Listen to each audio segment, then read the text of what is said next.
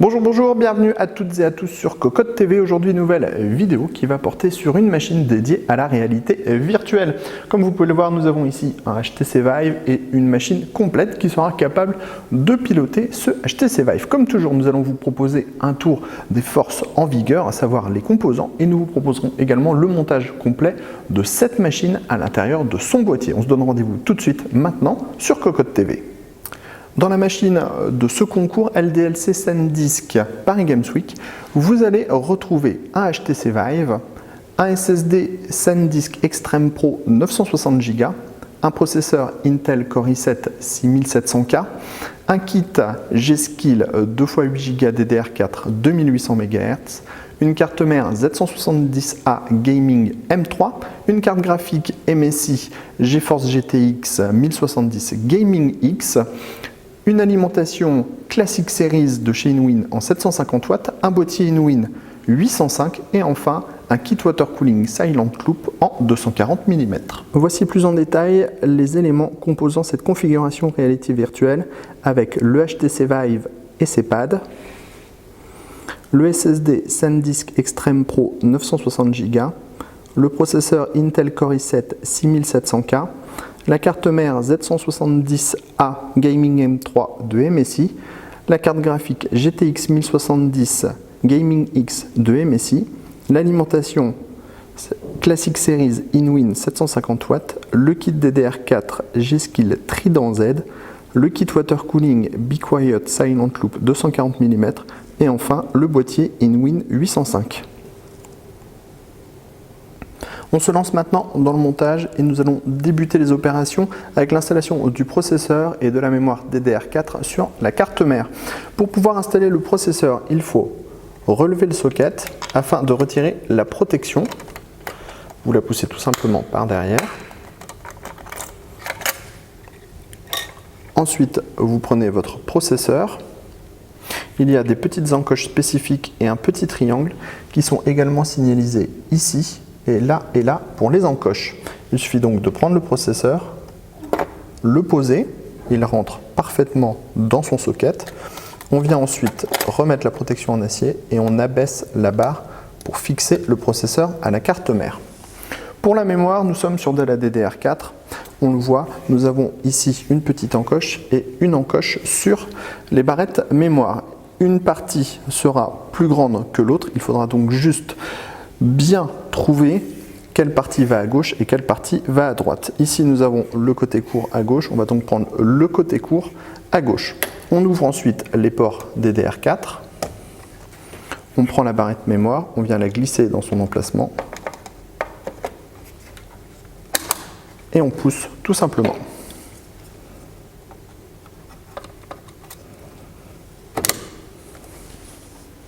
Prochaine étape, l'installation de l'alimentation dans le boîtier ainsi que de la carte mère dans le boîtier. On passe maintenant à l'installation de l'alimentation dans le boîtier. Tout d'abord, on retirera 4 vis à main qui maintiennent le panneau en verre trempé. Ensuite, on retire le panneau en verre trempé.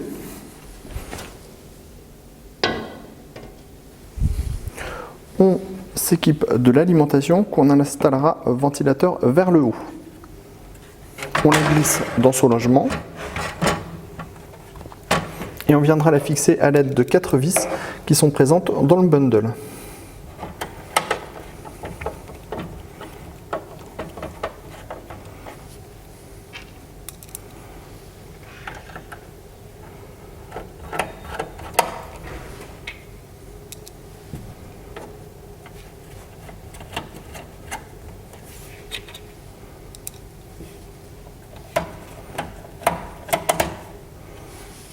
Avant de passer au montage de la carte mère, nous allons vérifier la présence de tous les plots.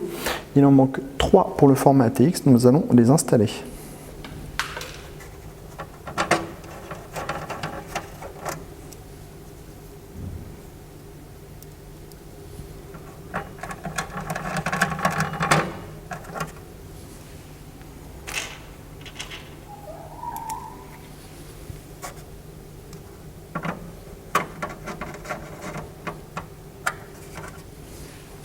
Une fois tous les plots en place, nous pouvons passer au montage de la carte mère.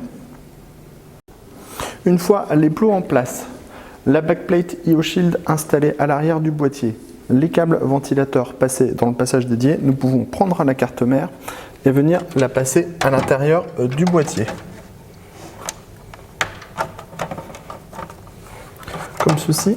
Il y a un plot central qui vous permettra de maintenir la carte mère en place sans avoir à la tenir. Et ensuite, il faudra tout simplement fixer à l'aide de 9 vis la carte mère.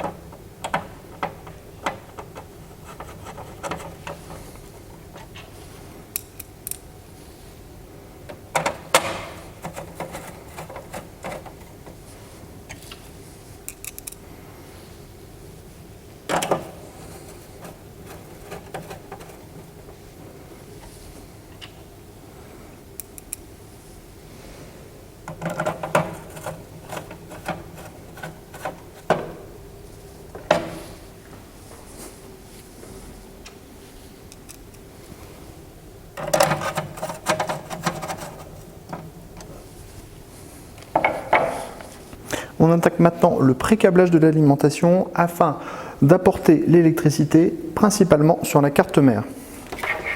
Nous allons donc installer le câble CPU qui va passer dans le bas, passer derrière le plateau de la carte mère et ressortir tout en haut du boîtier.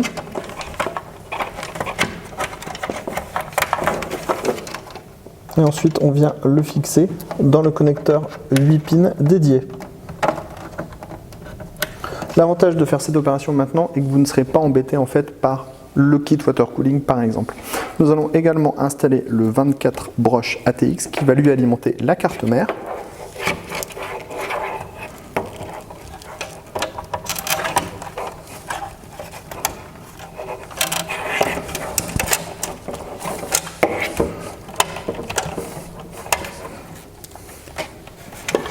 Même opération, on passe derrière le plateau de la carte mère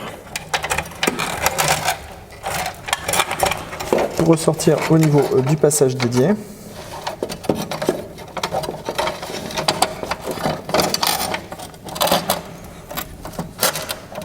On vient ensuite se brancher.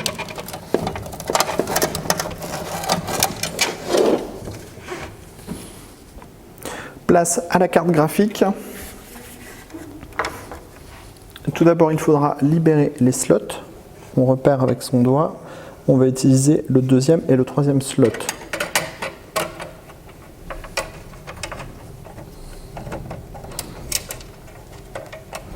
On récupère le cache. On démonte le deuxième slot.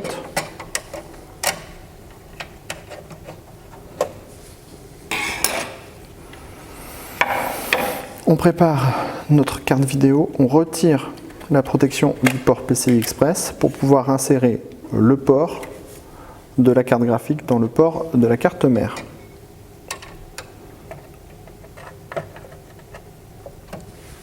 On prépare le slot, on pousse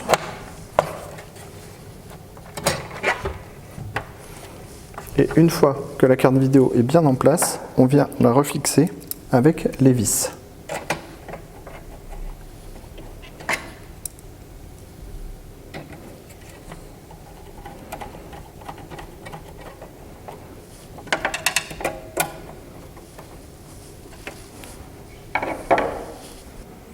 Il est temps de s'occuper du stockage.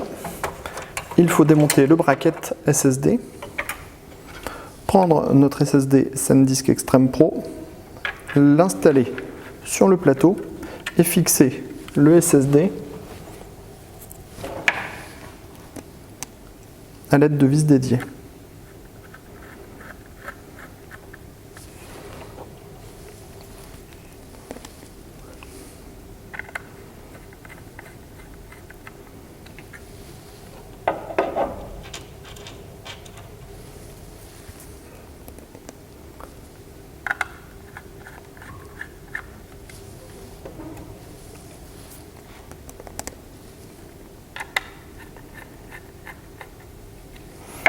Une fois le SSD fixé sur le plateau, il ne reste plus qu'à le remettre en place.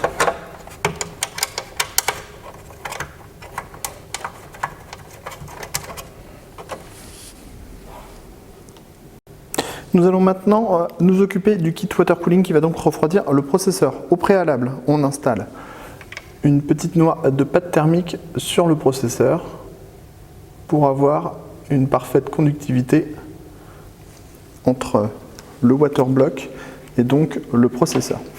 Ensuite, nous allons retirer le support de radiateur du boîtier afin d'y installer le radiateur.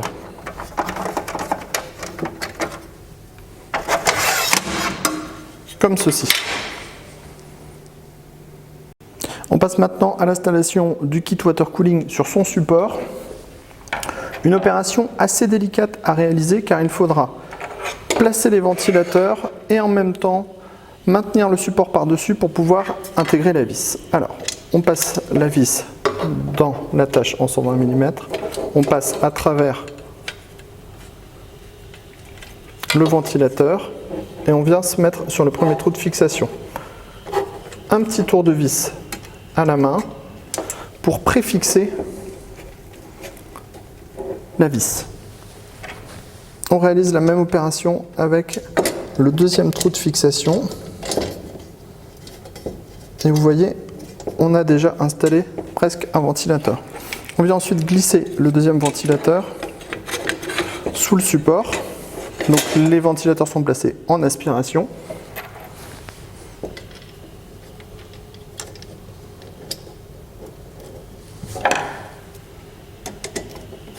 Et on vient fixer à l'aide de la vis de nouveau.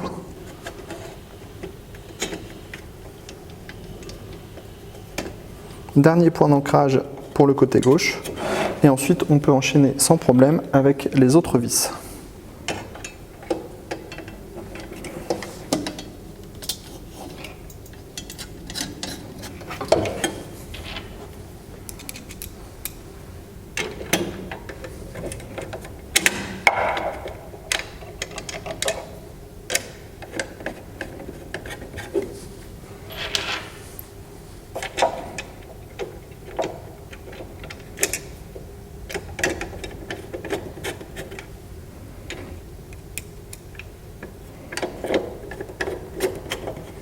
Ensuite, on procède au serrage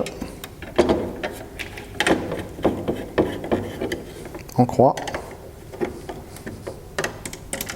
sans trop forcer, pour ne rien abîmer.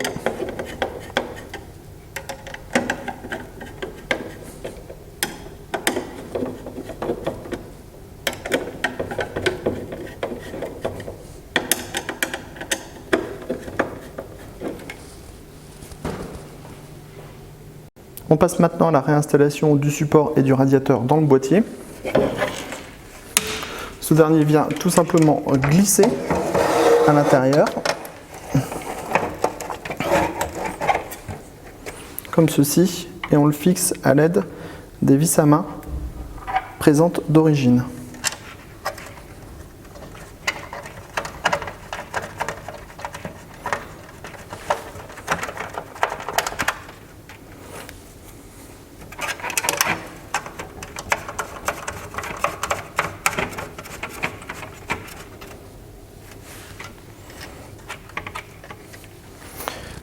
On passe maintenant à la fixation du waterblock à la carte mère au-dessus du CPU. Tout d'abord, on installe la backplate dédiée au socket. Ensuite, on prend notre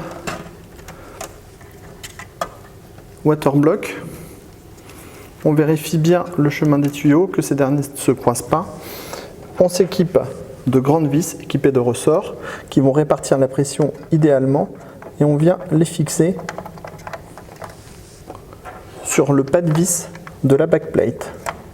Bien sûr, on n'a pas oublié de mettre de la pâte thermique avant cette opération. Vous l'avez vu, on l'avait fait en tout début de montage.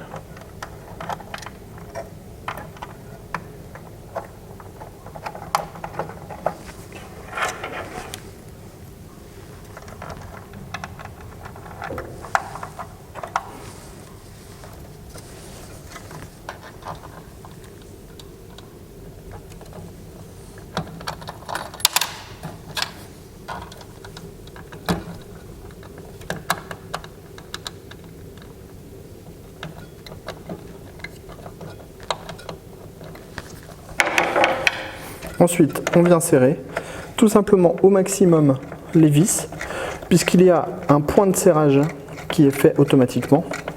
Et c'est le ressort en fait qui vient répartir la masse et la pression sur le processeur.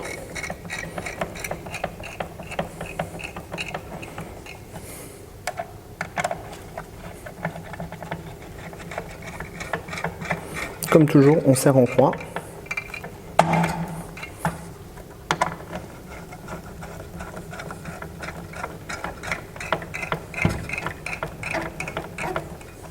Et on n'oublie pas de brancher la pompe sur la prise CPU de votre carte mère pour que cette dernière soit alimentée en électricité.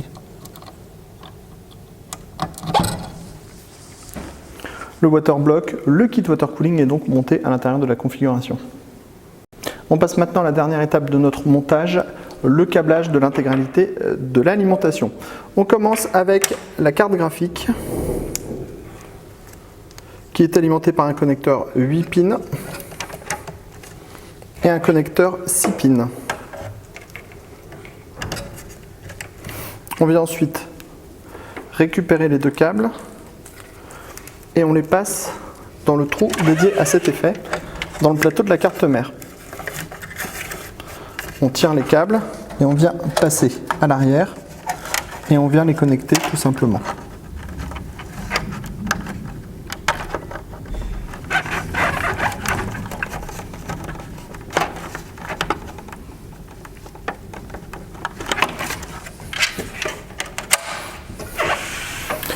Les deux connecteurs sont installés au fond de l'alimentation et la carte graphique est alimentée. On enchaîne avec le SSD.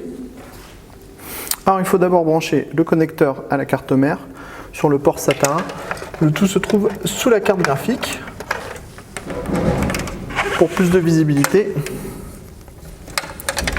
il vaut mieux passer sur le côté, comme ceci. Ensuite, on passe de nouveau notre câble dans le passage dédié.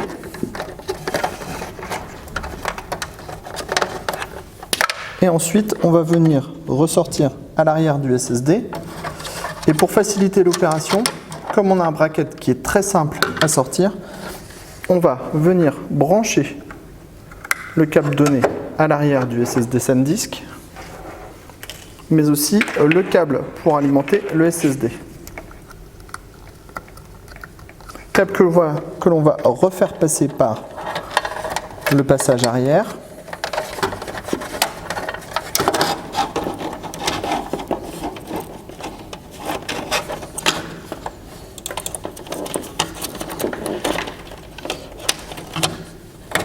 Et ensuite, on vient refixer le plateau. Comme ceci. Et notre SSD est maintenant alimenté et relié à la carte mère. On en termine avec les câbles dédiés au panneau de contrôle. Le mieux est de vous reporter au manuel de votre carte mère pour connaître tous les branchements. Nous allons de notre côté installer le Power On, le HDD LED,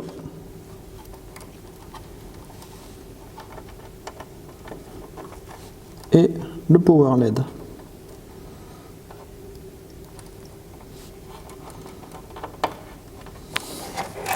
Mais également les USB 2.0.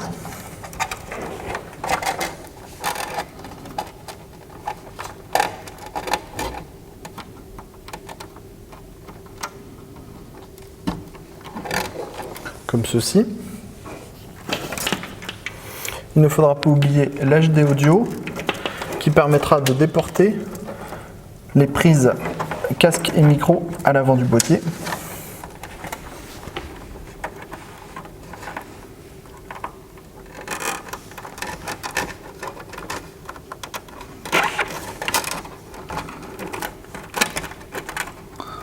Voilà déjà 3 connecteurs branchés. Nous avons aussi l'USB 3.0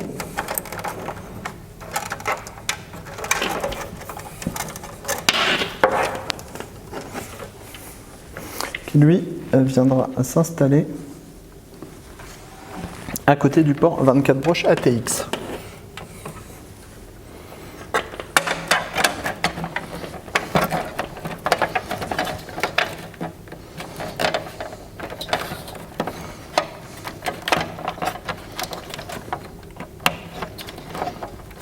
Comme ceci. Pour le câblage, nous en avons quasiment terminé. Il va maintenant falloir regrouper les différents câbles pour avoir un montage des plus propres. Avant tout, on vérifie bien que tous les câbles soient branchés, comme par exemple la prise du ventilateur arrière, qu'on va revenir brancher sur la carte mère.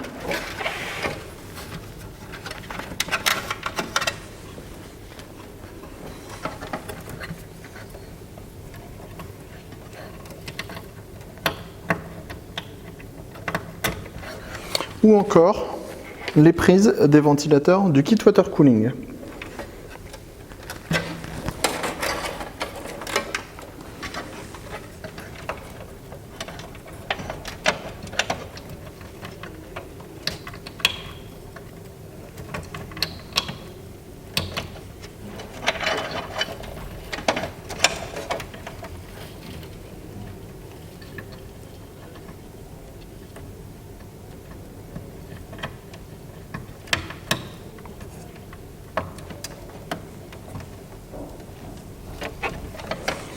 On enchaîne avec la prise SATA que l'on n'avait pas reliée encore à l'alimentation.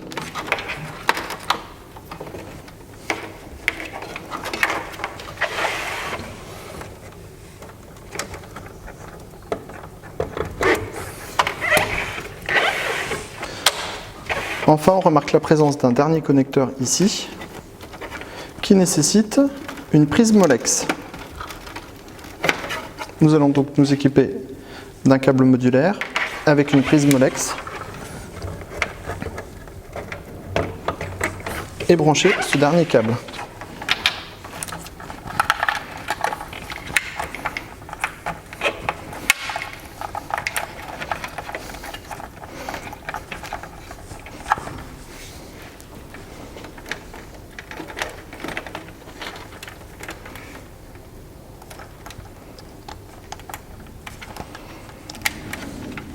Tous les câbles, tous les connecteurs sont branchés ou aux cartes mères ou à l'alimentation. On enchaîne et on termine avec le regroupement des câbles pour un montage propre.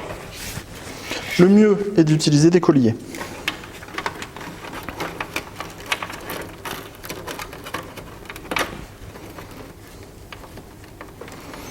Il faut ensuite effectuer les regroupements les plus efficaces possibles.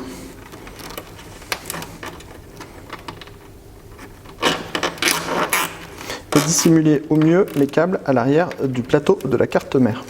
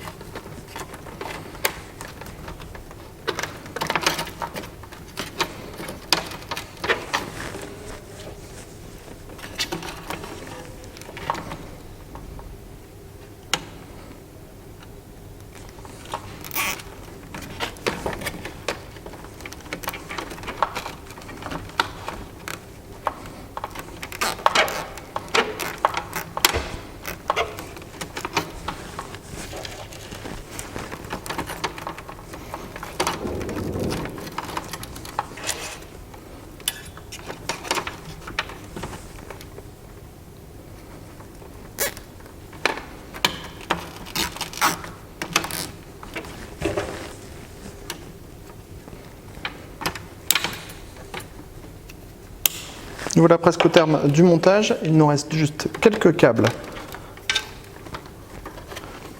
à guider et à regrouper.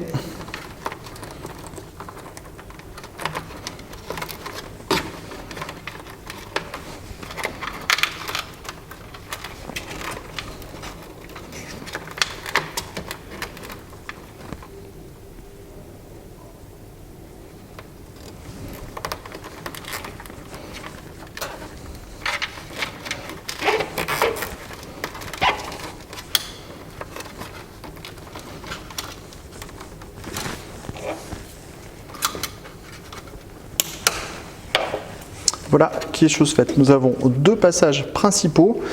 Les câbles sont pour la plupart dissimulés derrière le plateau de la carte mère. Si l'on retourne la machine, on remarque qu'il y a très peu de câbles sur la partie visible de la machine. Il est toutefois recommandé d'essayer de toujours regrouper un maximum tous les câbles, même à cet endroit-là. Et donc, par exemple, on va venir fixer tous les petits câbles additionnels ensemble pour éviter que ces derniers ne se promènent ou ne bougent.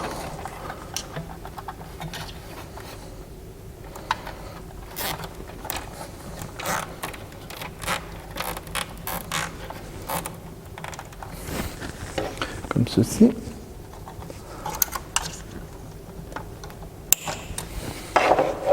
Enfin, nous allons fixer le petit connecteur PCI Express sous les deux lanières pour un résultat optimum au niveau du design.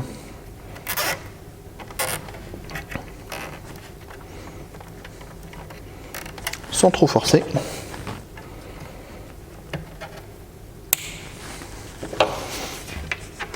Notre machine donc montée, reste à la mettre en route et installer Windows.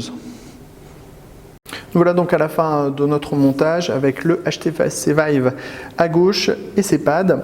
Une machine qui pilotera sans problème le Vive avec le Core i7 6700K et la GTX 1070. Il restera donc à mettre le Windows, les pilotes du Vive, vos jeux préférés.